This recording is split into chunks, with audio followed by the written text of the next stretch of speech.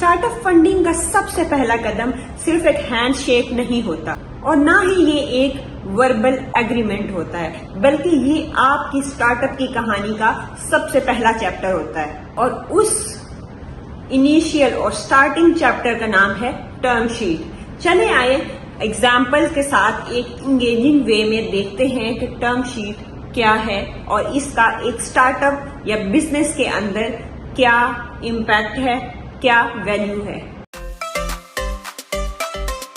Term sheet ایک naan binding agreement ہوتا ہے جو اسٹارٹ اپ اور فاؤنڈر کے درمیان ڈیل کے مین پوائنٹس کو لکھتا ہے۔ نان بائنڈنگ کا کیا مطلب ہے؟ یہاں نان بائنڈنگ کا مطلب یہ ہے کہ اس کی ساری جو کلوزز ہیں وہ لیگل نہیں بنتی، لیکن لیٹر آن آنے والے جتنے بھی لیگل ایگریمنٹ ہوتے ہیں ان سب کو کرنے میں، بنانے میں یہ مددگار ثابت ہوتا ہے۔ اس کو ایک ایگزامپل سے سمجھتے ہیں کہ جیسے شادی سے پہلے ایک شادی کا ڈاکومنٹ جس میں یہ ساری چیزیں کلیئر ہو جاتی ہیں کہ شادی کا ارینجمنٹ کس طرح سے ہوگا۔ ہاں البتہ شادی، نکاح وغیرہ وہ بعد میں ہوتے ہیں، لیکن ساری چیزیں پہلے ڈیسائیڈ ہو جاتی ہیں۔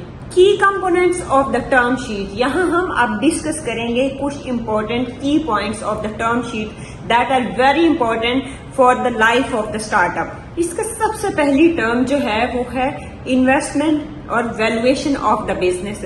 اس میں کلیئرلی لکھا ہوا ہوتا ہے کہ آپ کے بزنس کی ویلویشن کتنی ہے، انویسٹر کتنا انویسٹ کرے گا اور اس کے اگینسٹ اس کو کتنے % ایکوٹی ملے گی۔ لیٹس سپوز آپ کے اسٹارٹ اپ کی جو ورتھ ہے، جو ویلویشن ہے وہ 2 کروڑ ہے اور انویسٹر اس کے اندر 5 لاکھ انویسٹ کر رہا ہے، تو اس 5 لاکھ انویسٹمنٹ کے اگینسٹ وہ کیا % آف ایکوٹی ایکسپیکٹ کر رہا ہے۔ یہ ساری چیزیں کلیئرلی مینشن ہوتی ہیں ٹرم شیٹ کے اندر under the valuation and investment. Term sheet کا دوسرا کمپوننٹ جو ہے وہ ایکوٹی شیئرز اور شیئرز کی ٹائپ ہے، یعنی کہ انویسٹر کو انویسٹمنٹ کے بعد کون سے شیئر ملیں گے، کامن شیئر، پریفرڈ شیئر یا کنورٹیبل نوٹس۔ ٹرم شیٹ کا تیسرا کمپوننٹ ہے لیکویڈیشن پریفرنسز۔ لیکویڈیشن پریفرنسز میں کیا ہوتا ہے کہ جب بھی کبھی خدا نخواستہ اگر کمپنی لیکویڈیٹ کر جاتی ہے، ڈیفالٹ ہو جاتی ہے یا اس کو سیل آؤٹ کرنا پڑتا ہے،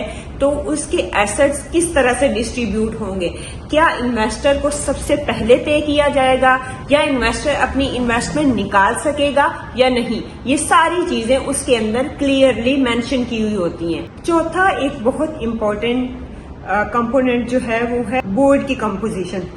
بورڈ کی کمپوزیشن یہ ہے کہ کمپنی کے بورڈ آف ڈائریکٹرز وہ کس طرح سے بنے جائیں گے، کس کے پاس کتنا کنٹرول ہوگا۔ لیٹس سپوز اگر ہم انویسٹر کی بات کریں تو انویسٹر کی بورڈز کے اندر کتنی سیٹس ہوں گی، اس کے بعد جو فاؤنڈر ہے اس کا کتنا کنٹرول ہوگا، یہ ساری چیزیں پہلے ہی ڈیسائیڈ ہو جاتی ہیں۔ پانچواں کمپوننٹ جو ٹرم شیٹ کا ہے وہ ہے voting rights and protective provision. اس میں یہ ڈیسائیڈ ہوتا ہے کہ انویسٹر کا کہنا کس حد تک میٹر کرتا ہے، جس میں لیٹس سپوز کمپنی کو بیچنا، نئے شیئرز ایشو کرنا یا کمپنی کے اندر بڑے خرچے یا بڑی انویسٹمنٹس کرنا۔ چھٹا کمپوننٹ ہے ESOP، جس کے اندر یہ ڈیسائیڈ ہوتا ہے کہ امپلائیز کے لیے کتنا اسٹاک ریزرو رکھا جائے گا اور اس کے بعد اس ریزرو جو اسٹاک ہے فار دا امپلائیز اس کو کون سی اسٹیج پہ کاؤنٹر کیا جائے گا، پری منی ویلویشن یا پوسٹ منی ویلویشن کے اندر۔ ساتواں پوائنٹ ہے فاؤنڈر لاک ان انویسٹنگ۔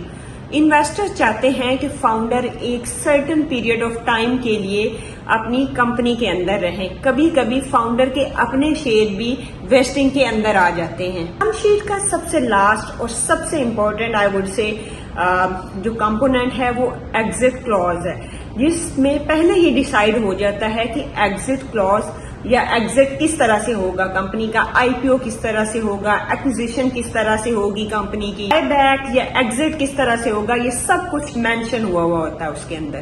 اب دیکھتے ہیں کہ ٹرم شیٹ اتنی امپورٹنٹ کیوں ہے، کیا اس کو بنائے بغیر گزارا نہیں ہو سکتا، اور اگر اس کو بنایا جاتا ہے یا بنانا ضروری ہے تو یہ کس طرح سے بینیفیشل ہو سکتی ہے آپ کے اسٹارٹ اپ کی اسٹوری کے اندر یا آپ کی ڈیسیجن میکنگ کے اندر۔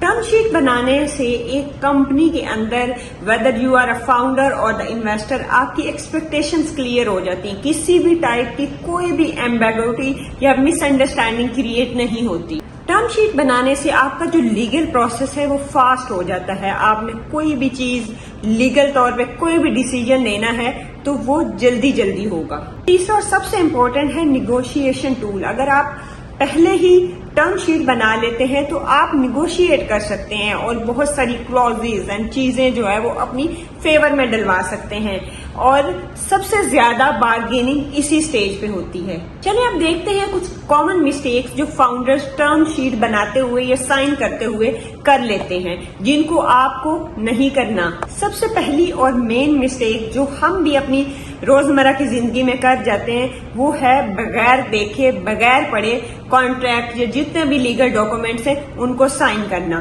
دوسرا ہے صرف ویلویشن دیکھ لینا, باقی کی کلوزز کو اتنی زیادہ اہمیت نہ دینا, ان کو اگنور کر دینا اور ان کو سمجھے اور پڑھے بغیر ہی سائن کر دینا. تیسرا ہے لیکویڈیشن پریفریسز, جس میں آپ اینٹی ڈیلیوژن اور اس طرح کی ٹرمز کو پراپر نہیں سمجھ پاتے, نہ ہی سمجھنے کی کوشش کرتے ہیں اور کانٹریکٹ کو امیڈیٹلی سائن کر لیتے ہیں, اور اس کے بعد آپ کو یہ سارے ایشوز فیس کرنا پڑتے ہیں. ٹرم شیٹ ایک پہلی ڈیٹ کی طرح ہے, ساری انڈرسٹینڈنگ اور سارا امپریشن جو ہے وہ اسی سے بنتا ہے. سو اس کو اچھے سے سمجھیں, اچھے سے انڈرسٹینڈ کریں اور پھر سائن کریں. سب سے امپورٹنٹ یہ ہے کہ لائر اور مینٹور جو ہے اس کی رائے لینا مت بھولیں. سو یہ تھا ٹرم شیٹ کا سمپلیفائڈ بریک ڈاؤن. اب جب بھی کبھی کوئی انویسٹر آپ کو ٹرم شیٹ تھمائے تو آپ کو سمجھ آ جانا چاہیے کہ اس ڈاکومنٹ کے اندر آپ کے اسٹارٹ اپ کا فیوچر ہے. سو اس کو اچھے سے اینالائز کریں, اچھے سے ریڈ کریں, انڈرسٹینڈ کریں, اور جب آپ 100% کانفیڈنٹ ہو تو تب سائن کریں.